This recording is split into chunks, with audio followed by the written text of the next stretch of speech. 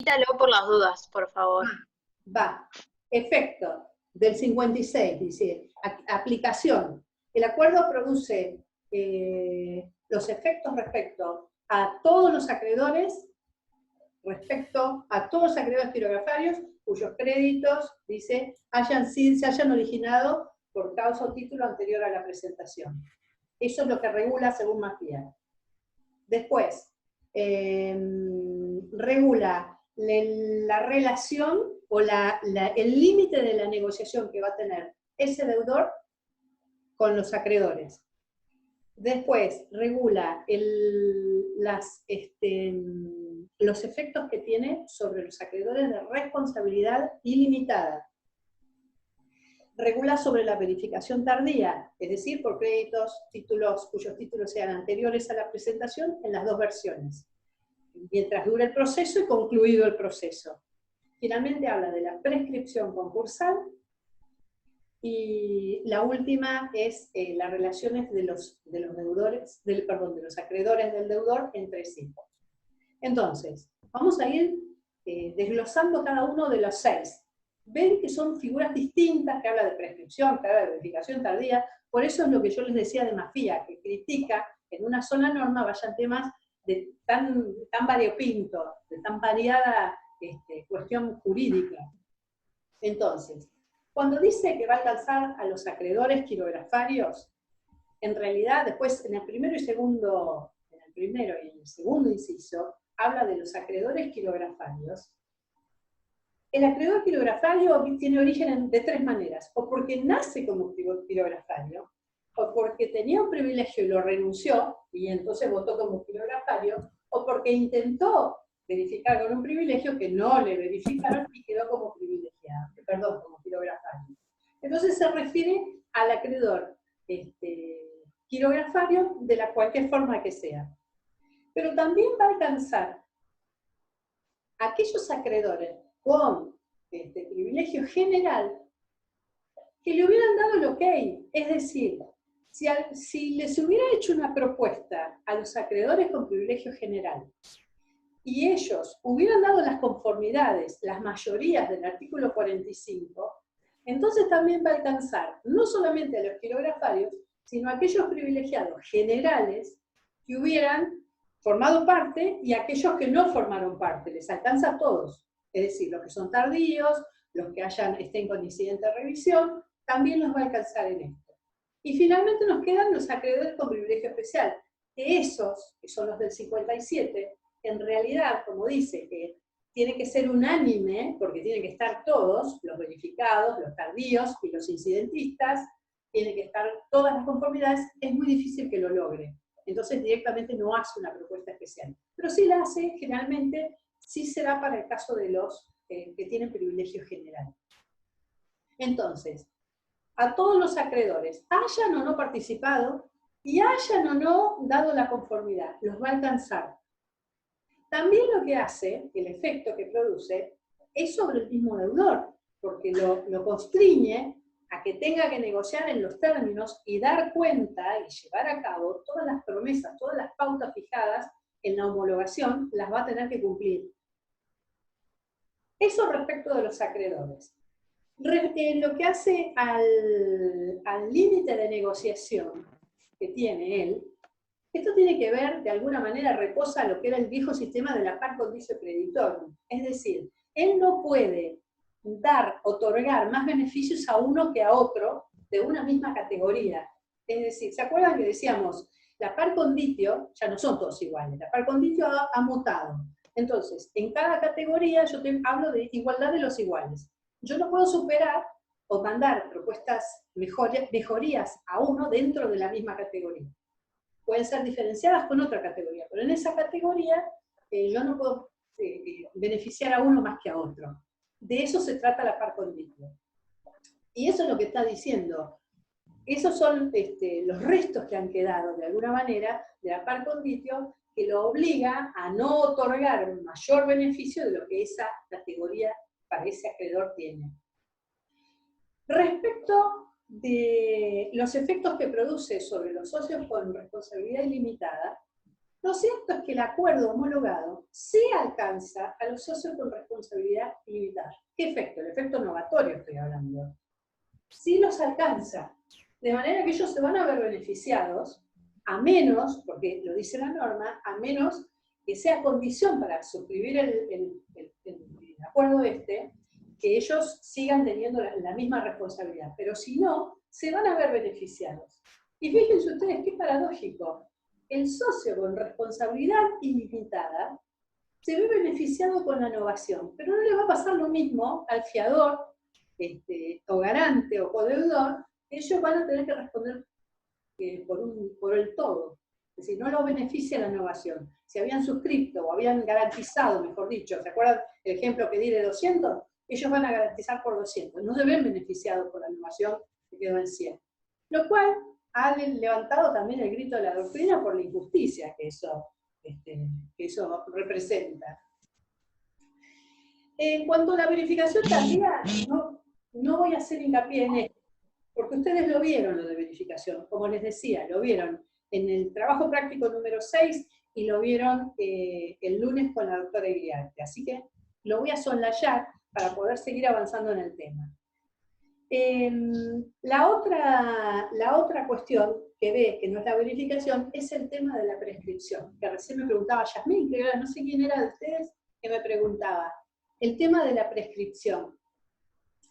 En realidad, una de las mayores innovaciones que produce la 24522 allá por 1995 fue establecer este tema de la prescripción de 2 años que se van a contar a partir de la presentación de la demanda de concurso preventivo. ¿A qué efecto? Para que se insinúen los créditos tardíos, para que se insinúen a verificar los créditos tardíos. Y la verdad que fue muy bien recepcionado, porque ¿de qué sirve esto? El deudor, que va a tener que empezar a hacer las propuestas, en realidad necesita que se cristalice el pasivo. Cristalizar es dejarlo ahí, porque si siguieran corriendo los intereses, vieron que el artículo 19 dice que la presentación de la demanda interrumpe el curso de los intereses. Porque en algún momento tiene que cesar los intereses como para poder cristalizar y hacer una propuesta razonable. Si no, es imposible proyectar una propuesta si a mí me siguen moviendo los números, los intereses me siguen aumentando. Entonces, esto de la prescripción sirve para eso, para cristalizar el pasivo, posibilitarle la negociación al deudor y hacer que sea viable un acuerdo concordatario que lo saque de la situación crítica. Básicamente, la prescripción, no sé si tenían alguna duda más de esto de la prescripción, a qué obedece, pero lo cierto es que quedan fuera, a menos que el plazo sea inferior, ¿no es cierto?, a los 2 años de la ¿Quién me quiere preguntar algo? ¿Está respondido lo de la prescripción? No me contestan. Bueno, tema de la prescripción. Y finalmente, la relación que dice, fíjense ustedes, la última parte del 56, que no pueden hacerse a otra circunstancia. El plazo de los 2 años es un plazo de prescripción, que lo dice la norma prescripción. La doctrina también ha criticado esto, que en realidad deberían modificar y ser un plazo de caducidad. La gran diferencia entre la caducidad y la prescripción es que la prescripción se puede interrumpir, hay actos interruptorios de la prescripción. En cambio, la caducidad no solamente no es interrumpida, sucede por el transcurso del tiempo, sino que además puede ser decretada de oficio y solucionaría muchos más conflictos que la prescripción. Pero es un tema que quedó ahí, es propio de la doctrina. Respecto a la relación de los acreedores entre sí, quiere decir que regula esto. Los que se van a incorporar en el proceso no pueden reclamar lo que ya hubieran cobrado los otros.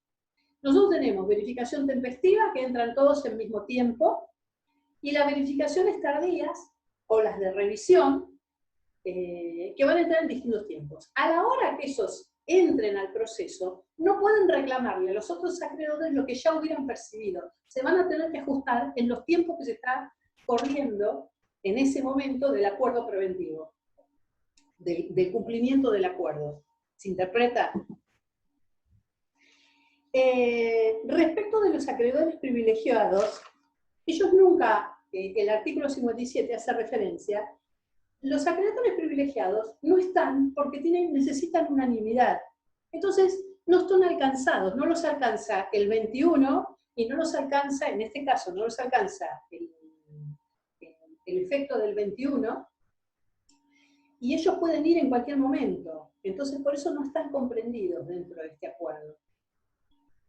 Así llegamos a la conclusión. Una vez que nosotros llegamos a la homologación, que se tomaron las medidas para la ejecución del acuerdo, se garantizaron, que el juez hace que se garanticen todas las medidas para llevarse a cabo, cesa el procedimiento. Cesa desde una manera procesal. No cesa el concurso, porque fíjense ustedes, nosotros llegamos a un acuerdo, hoy llegamos a un acuerdo que dice que yo le voy a pagar a la categoría tal, 1, 2, 3, le voy a pagar de determinada manera. Por ejemplo, voy a pagarle a la categoría 1 con una quita de un 30% y una espera de un año. O sea, le voy a empezar a pagar dentro de un año en cuotas anuales durante 4 años. O sea, yo ya tengo ahí 5 años. Lo mismo puedo hacer con cada categoría. Se proyecta esto, en el acuerdo, no es que yo te vaya a pagar ahora. Hay quietas y esperas. Y las esperas, a veces hay cuotas de 20 cuotas. Entonces eso se proyecta en el tiempo. La gran crítica que hace Mafía, que yo en esto lo sigo a él, porque en realidad dice, ¿qué tipo de proceso se agotó? Se agotó un proceso desde el punto de vista procedimental, pero que tiene una acción que va a continuarse en el tiempo, por años quizás. Lo que está en el mismo artículo, capaz que pasan años entre una y otra, porque en algún momento, si se cumple, si todo sale bien, y ese deudor paga, termina concluyendo, va a tener que hacer una pronunciación judicial acreditando que dio cumplimiento a todo, pero por ahí pasaron 6 años. Entonces, hay una ultraactividad jurisdiccional, que si bien terminó el proceso en el artículo 59, cuando dice, bueno, se tiene por terminado el proceso, el síndico se va, cesa la actividad del síndico. ¿Y quién queda pendiente? ¿Quién cuida que eso se vaya cumpliendo? Porque ya les digo, pasaron 5 años, de aquí a 5 años. ¿Y quién cuida? Porque yo siempre digo en broma, en clase, lo puede pasar, el juez se jubiló, cuando dice ante el mismo juez, y el juez se jubiló. El juez se fue a la actividad privada, no es el mismo juez, es el mismo juzgado, donde se encontraba radicado el expediente. O sea, ante eso tiene que ir a decir, ya está, he cumplido, pero por ahí pasaron 5 años, 10 años. Mientras tanto, tiene que haber quien controle el cumplimiento del acuerdo. Ustedes no sé si lo vieron todavía, pero la ley divide entre grandes concursos y pequeños concursos. Los pequeños concursos están referidos en el 288 y 299. Que no me voy a meter a hablar de eso ahora, pero la característica del pequeño concurso es que no tiene un comité controlador de cumplimiento del acuerdo. Entonces generalmente es el síndico quien va a llevar eso. Pero el síndico, dice Mafía, en el 59, se fue a su casa, cerró su actividad ahí, de ese expediente, y terminó su gestión. Sin embargo, en los pequeños concursos va a tener que haber una ultraactividad, que alguien lo tiene que controlar. Entonces, puede pasar 2 cosas. O que dé efectivo cumplimiento, y ahí será, al cabo del cumplimiento, ponerle 5 años, va a ser el mismo deudor que se presente judicialmente y diga, bueno, acá están acreditados todos los cumplimientos en tiempo y forma, solicito el levantamiento, solicito se me tenga por concluido este proceso concursal. Y ahí va a salir una resolución judicial que va a ser publicado eso, por un día en el boletín oficial y un día en un diario de mayor circulación, y el juez va a emitir una resolución que diga que se concluyó el concurso. A partir de ahí, empieza a computarse un plazo de veda, para que no pueda volver a concursarse por el transcurso, mientras un año calendario a partir de esa resolución, de conclusión, ni tampoco puede convertir una quiebra en concurso. ¿Sí? Esa es la veda concursal. Pero puede suceder que no haya cumplido, que es lo más probable, porque un porcentaje muy alto, un índice muy alto de los concursos no llegan a buen fin. Eso lo tienen que saber cómo funciona en la realidad. No llegan a buen fin. Entonces,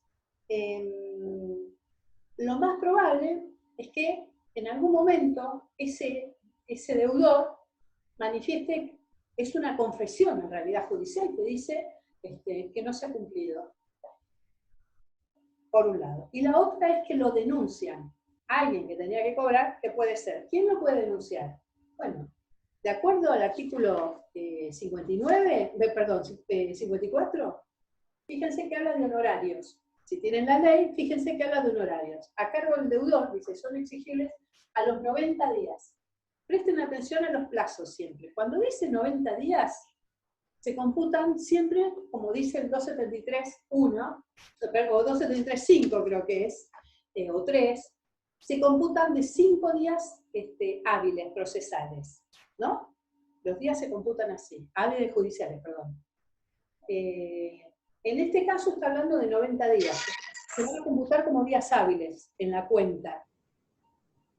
A partir de la homologación, o simultáneamente, dice, si no cobrara el síndico dentro de los 90 días computados a partir de la homologación, o si venciera antes alguna cuota concordataria, él puede demandar eso, puede reclamarlo judicialmente y pedir la quiebra. Está habilitado a pedirle la quiebra. Fíjense la importancia del cumplimiento del acuerdo, que además de las cuotas concordatarias, tiene que pagar los honorarios del síndico.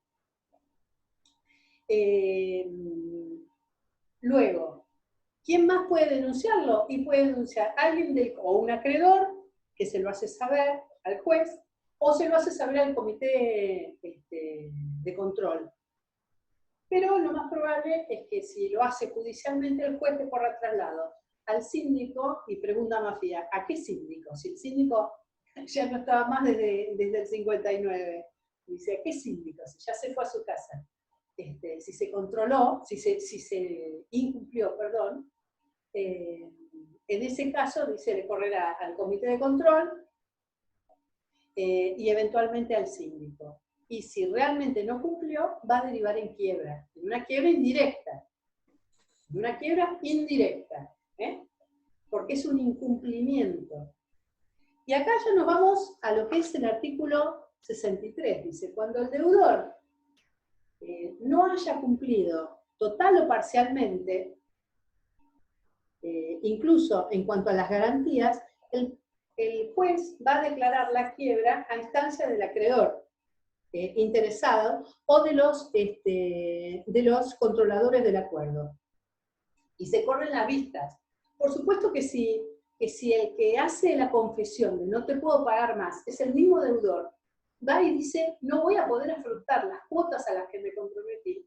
Y ahí queda, por supuesto, queda relevado todo traslado. ¿A quién le van a poner traslado? Es él el que está diciendo, confesando judicialmente, no voy a poder hacerme cargo de las cuotas. Distinto si lo denuncian. En ese caso, se le va a correr traslado al deudor para que diga, ¿cumpliste o no cumpliste? Que por supuesto la resolución es apelable. Entonces, si el juez recibe una denuncia de incumplimiento del acuerdo, va a tener que correr los traslados para que manifieste lo contrario, que salve lo que está diciendo. Si no lo puede hacer, necesariamente va a tener que decretar la quiebra. Y el acreedor interesado, ¿quién es un acreedor interesado?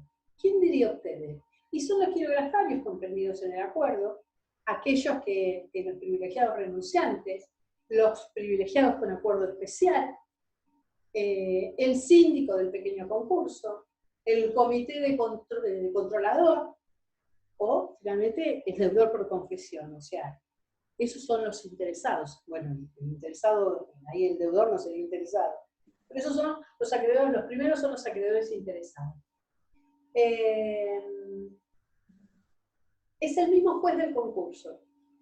Y fíjense ustedes lo que dice, que va a actuar distinto síndico. En la quiebra que se decrete como incumplimiento del acuerdo, se designa distinto síndico. Lean el 253 séptimo. dice, va a actuar distinto síndico.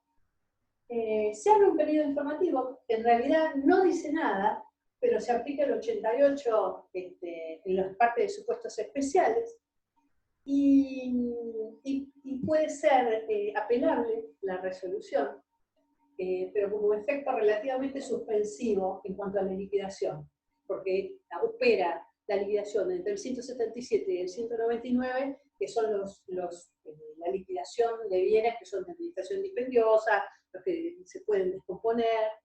¿Se entiende esto? Entonces, venía cumpliendo un acuerdo preventivo y no lo cumplió, dejó de cumplirlo por distintos motivos. O lo dice el propio deudor o se lo dicen los acreedores. Se deja de cumplir el acuerdo, se le avisa al juez, el juez ordena los traslados. Si no se acreditan los pagos, tiene que decretar la quiebra. Y esta quiebra se llama, es del artículo 63, se llama quiebra indirecta. Porque es una consecuencia de un incumplimiento.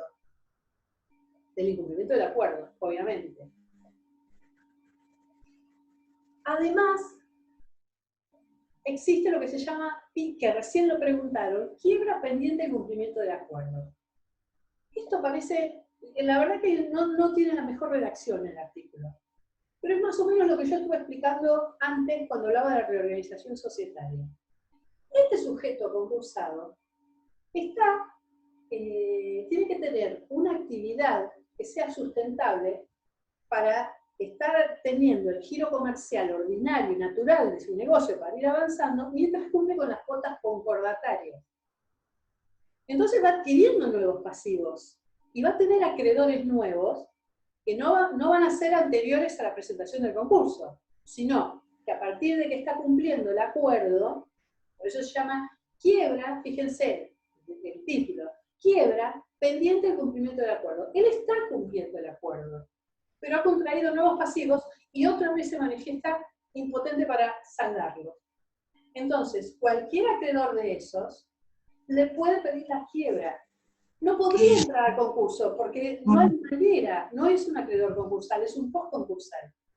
¿Y de qué otra manera podría hacer para recuperar, para cobrar su crédito? No podría abrir otro proceso porque son dos procesos universales. Es inviable que haya dos procesos universales. Le va a pedir la quiebra.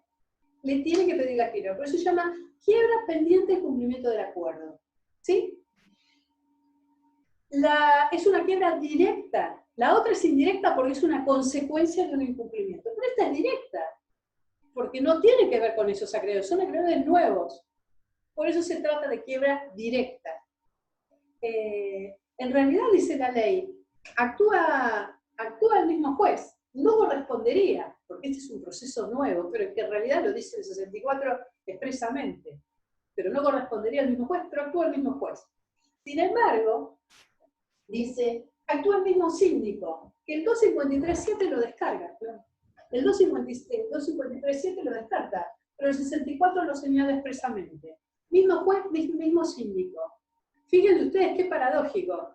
En el otro, que era un proceso que deriva en quiebra como consecuencia del incumplimiento, que había un síndico que ya sabía cómo venía, que conocía al deudor, que conocía la causa, ahí actúa distinto síndico. Y en este, que es nuevo, le dice que es el mismo síndico. Se abre un nuevo periodo informativo, porque ¿qué pasa con estos créditos? Se van a presentar, ¿cómo verifican estos? Por eso dice, se abre un nuevo periodo informativo del artículo 200 y 202, y los créditos que venían cumpliéndose, los que estaban cumpliendo el acuerdo preventivo, ¿qué pasa con esos créditos? Y se van a subsumir a la quiebra. No va a haber dos procesos universales. Se van a subsumir a la quiebra. Los que hubieran, algunos capaz que ya cobraron alguna cuota concordataria, y eso se deducirá que irán por el resto, novado, por efecto del 55. Los que fueron desinteresados obviamente no van a estar, pero algunos no cobraron nada y eso van a ir por el todo, siempre del acuerdo novado. Eso no vuelve nunca más el monto original porque se modificó a partir del 55, de la homologación, se modificó para siempre. Entonces, esto queda claro. La diferencia que hay entre el 63 y el 64. El 63 habla de una quiebra que es consecuencia del incumplimiento de un acuerdo preventivo. No pudo cumplirse. se trabó, no llegó, la proyección económica que tenía, aparte que en los tiempos que vivimos con una inestabilidad económica como la que rige en nuestro país, es lo más probable que pase, porque no solamente son cuestiones propias del deudor, sino cuestiones exógenas, del dólar líquido, de la situación, que ahora sumado al coronavirus, imagínense los que estaban ahora cumpliendo un acuerdo concordatario. Ubíquense en los tiempos que vivimos. Entonces, esa es la realidad. Entonces, como consecuencia de ese concurso preventivo, se le deriva en quiebra. Por eso es una quiebra indirecta. Y el otro, que era la pregunta, es una quiebra directa porque los acreedores nuevos no pueden entrar en el concurso. Entonces, ¿por dónde van a ir? Y le piden la quiebra acá. Y recién ahí se abre, se subsume, entran nosotros, que no tienen que volver a verificar, el síndico va a recalcular los créditos, es el síndico el que lo hace, y es un proceso individual de quiebra directa. Esa es la gran diferencia. Y finalmente, que omití decirlo, el tema de la nulidad. Nosotros hay dos artículos clave. A partir del 49, que dice que empiezan a contar los días para la impugnación del artículo 50, son 5 días, acá tenemos la nulidad, que son 6 meses, es un plazo de caducidad de 6 meses, que son también causales donde interviene el dolo. El artículo 60 de la norma habla de nulidad y dice que si dentro de los 6 meses alguien denunciara que ha habido una adulteración, siempre dolosamente, que es muy difícil de probar el dolo, siempre dolosamente, que dice una exageración del pasivo. ¿Para qué sirve una exageración? ¿Qué es exagerar el pasivo? Yo invento acreedores, porque después me van a votar y yo obtengo las conformidades. Yo en realidad inflo a los acreedores que tengo, que son amigos míos, porque después me van a servir a la hora que yo tengo que tener las conformidades. Eso es una adulteración fraudulenta del pasivo. La otra es ocultar fraudulentamente, golosamente, ocultar mi activo, o darle una mayor valoración. Mafia pone un ejemplo muy gracioso, que dice que era un club muy conocido de fútbol, que la nueva comisión directiva le ponía los misiles porque había una cuestión de no rendían las cuentas, no le daban las cuentas. Entonces, ¿qué hizo el presidente saliente? Revalorizó a los jugadores que tenía, entonces le cerraron las cuentas. Ese es el ejemplo de Mafia. Yo le estoy poniendo un mayor valor para que los que me vayan a dar en la conformidad digan, no, este señor es solvente, mira todo lo que tiene para responder, yo le doy el ok. Por eso habla, si yo adultero el pasivo, o adultero o escondo, o exagero el activo, son todos ardides para engañar al acreedor y para obtener las conformidades de una manera espuria. Por eso habla todo el tiempo del dolo y del fraude. ¿Qué sucede? Puede pasar dos cosas siempre digo lo mismo, puede pasar dos cosas. Si prospera, bueno, no, vamos a ver, primero vamos a ver el ejemplo de no prospera. No le hacen lugar, o no se presentó ninguna, o no le hacen lugar, y el tema sigue como hasta ahora. Ahora, si le hacen lugar, si el juez entiende que hay terminan 10 minutos esta reunión, me dice. Si el juez entiende de que hace lugar a la nulidad, entonces, ¿qué va a pasar? ¿Se quedan sin efecto? Quedan totalmente sin efecto todo lo que se haya pactado en el acuerdo homologado, incluso el efecto novatorio. Entonces todos recuperan los derechos que tenían antes de la presentación del concurso. Todos recuperan el status quo anterior. No hay efecto novatorio, todo vuelve a su sitio, a diferencia de lo que pasa en el caso del incumplimiento.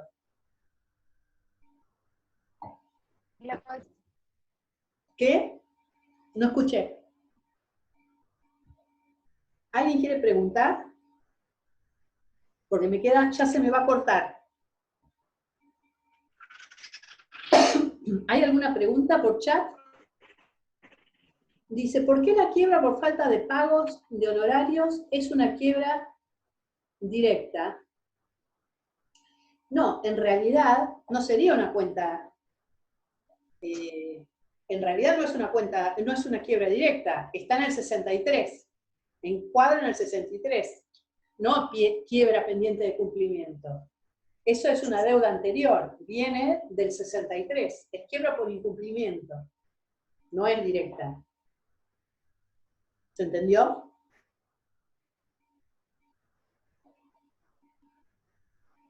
¿Por qué desde la presentación?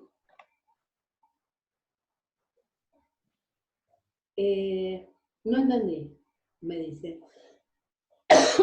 Los honorarios encuadran en el 63, no en el 64. Los honorarios que no se pagaron en virtud del acuerdo encuadran como indirecta, quiebra indirecta por incumplimiento del acuerdo. ¿Se entendió ahí? A María Emilia le estoy contestando.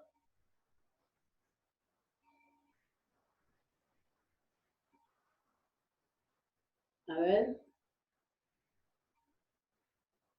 Yo también había leído que era un supuesto de quiebra directa. No, es indirecta.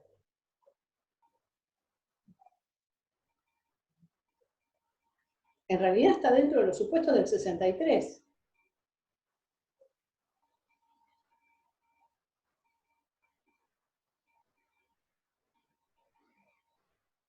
Ahora le vamos a preguntar, si tienen dudas, se lo preguntamos a Alicia.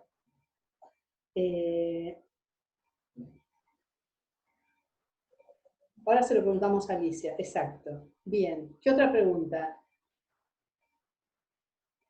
Yo también había... Bueno, seguimos todo con la quiebra directa del tema de honorarios. Para mí es el incumplimiento del 63. Vamos a ver qué dice Alicia. Me puedo equivocar, chicas, pero en esto me parece que tengo razón. Vamos a ver. Bien. ¿Les queda otra duda? El tema es largo.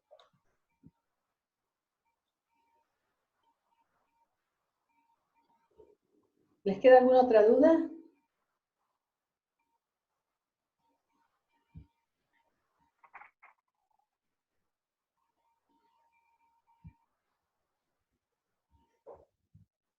A ver.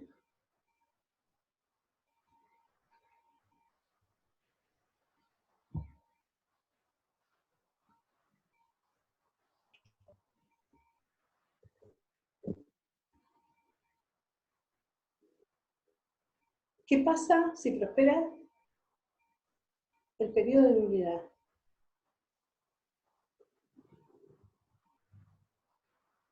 ¿Qué pasa si prospera el periodo de nulidad? Se va a la quiebra, pero tiene los efectos del 62. Si prospera una nulidad que ha intervenido el dolo en eso, es evidente que se va a la quiebra, que no puede mantenerse. Vieron que todo el 38 dice, sí, tiene los efectos de cosas jugadas, salvo dolo. Acá, si en la nulidad se ha acreditado el dolo, mal puede mantenerse. Así que echa por tierra todo lo que hubieran ganado hasta ese momento. Entonces, cuando una nulidad prospera, va a haber una resolución doble. Una, fundada, porque es una sentencia, porque está condenando a que se prospera la nulidad, e inmediatamente tiene que dictar la sentencia de quiebra. O sea, en esa resolución, el juez va a hacer una que hace lugar a la nulidad y otra resolución inmediata, perdón, acá estoy, y otra inmediata donde dicta la sentencia de quiebra y abre el proceso falimentario puro. A ver. ¿Qué otra pregunta? ¿Está contestada? Sí. ¿Tendremos tiempo del último trabajo práctico y el examen? Yo no sé. El trabajo práctico, ¿cuál es? El examen creo que es el 4 de mayo, el 4 del 5. Luego abarcan todos los acreedores. ¿Qué dice? En sí, los efectos del acuerdo abarcan a todos los acreedores, no a ningún grupo que no. No entiendo la pregunta, Rocío. No sé qué me estás preguntando. abarcan, les digo lo que yo interpreto que me estás preguntando, abarcan a todos los empleados, a todos los acreedores quirografarios, hayan participado o no, o hayan votado favorablemente o no. El acuerdo alcanza a todos ellos, o se los van a imponer. Y también va a aquellos acreedores de crédito general que hayan, aunque no todos, si dieron las mayorías del 45 de algún grupo que sí haya aprobado, va a alcanzar para aplicárselos al resto de los acreedores con crédito de privilegio especial, en general, perdón. No así los especiales. Ahora, la pregunta es, en sí, los efectos del acuerdo abarcan a todos los acreedores, no a ningún grupo que no, eso no entendí. ¿Queda algún grupo por fuera de los efectos? Sí, los especiales, los privilegiados especiales. Y si él no hubiera hecho una propuesta, en principio va para los quirografarios, si el deudor no hubiera hecho una propuesta para los de privilegio general, no los alcanza. Entonces, en cuanto al trámite que falta el pago de honorarios, ¿sería similar a la quiebra por incumplimiento? Sí, sí. ¿Y qué pasa entonces con los acreedores de privilegio especial? Tienen los derechos que tuvieron siempre. Ellos van a ejecutar individualmente sus créditos. De hecho, tienen un privilegio especial y un asiento en determinado bien que les da resguardo. O bien pueden pedir la quiebra. Sí, también pueden pedir la quiebra, claro. Si no les pagan, van a pedir la quiebra, claro que sí. Ellos están habilitados. No los alcanza el acuerdo suscripto. Yo no escucho nada. No sé si quieren seguir. O sea que por más que hagas un acuerdo con todos los demás, no te sirve de mucho. ¿Por qué decís? Si te van a pedir la quiebra en definitiva. Y bueno, por eso algunos dicen, yo te estoy firmando, yo te estoy poniendo el ok y te firmo y me está alcanzando después la novación. Es un arma de doble filo.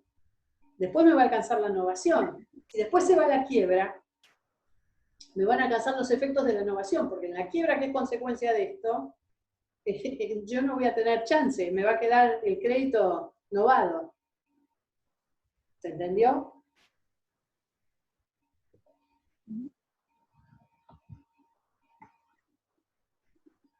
Bien. ¿Alguna otra pregunta? No sé por qué no les escucho la voz en las preguntas. Si yo habilité para que lo hagan.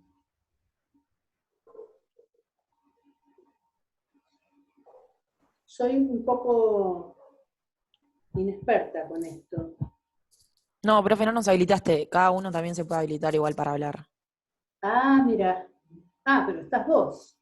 Bueno, hagan las preguntas. Varios, pero Profe, una pregunta entonces. Dale. Porque yo le había escrito por el Classroom y la doctora Carrara me había respondido que cuando había falta de pago honorarios, en cuanto al trámite y la verificación era similar, me había puesto al acuerdo pendiente de cumplimiento. Entonces por ahí se confundió cuando lo leyó y yo mandé el trabajo ya, o sea que toda esa parte la mandé mal. No. Y no me había cerrado mucho la respuesta que me había dado ella, que era